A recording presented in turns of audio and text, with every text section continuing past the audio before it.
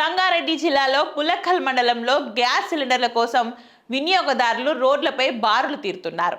సరఫరాలో ఆలస్యం లేదా కొరత కారణంగా వినియోగదారులు పడిగాపులు కాసే పరిస్థితి ఏర్పడింది. పులక్కల్ మండలం గొంగుళూరు గ్రామంలో భారత్ గ్యాస్ ఏజెన్సీ వద్ద వినియోగదారులు ఉదయం 4 గంటల నుండి సిలిండర్ కోసం కిలోమీటర్ మేర క్యూ లైన్లో నిలబడి బారులు తీరారు. నిన్న భారత్ ఏజెన్సీలో స్టాక్ వచ్చిన విషయం తెలుసుకున్న వినియోగదారులు ఉదయమే ఏజెన్సీకి చేరుకొని క్యూ లైన్లో నిలబడి ఉన్నారు.